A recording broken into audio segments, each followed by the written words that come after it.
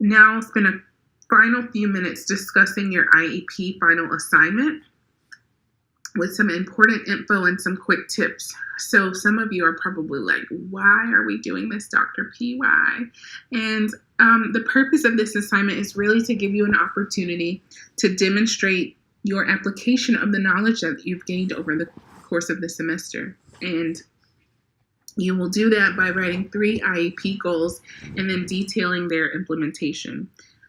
So you have a redacted IEP, which has already been posted on Moodle. You have the IEP that's been completely filled out except for the annual goals and then the placement decision.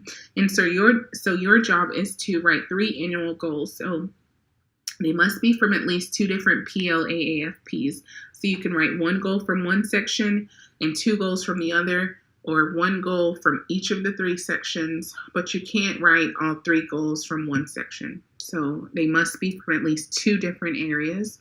And then for each of those goals, you need to develop an intervention plan, and you need to describe whether or not it's academic, or check the box that's appropriate about whether it's academic or functional. And then lastly, you need to make a placement decision for your student and describe why. Okay, so those are the 3 main things you have to do. The intervention plan is pretty similar to what you've done for your behavior intervention plans, your BIPs. So if you feel like you did those pretty well, then you will absolutely do fine with your intervention component.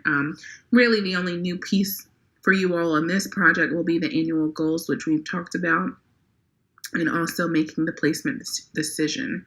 I don't expect necessarily a right or wrong answer around your placement decision. I just want to see that you're thinking about it and see why you're going with one particular placement over the other. Please be sure to reference your project description and rubric. I'm happy to answer any questions you have, but a lot of times questions can be answered in the project description, particularly for this project because there's also a Q&A section at the end. And so any questions you have might be answered there. If they aren't answered there, then I'm more than happy to talk more about that.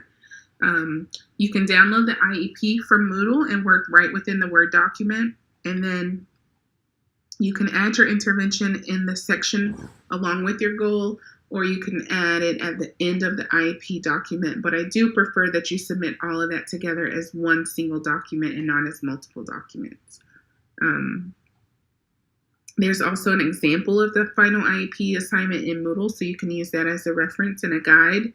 And then you will review your IEP in a group meeting as scheduled between April 24th and 26th.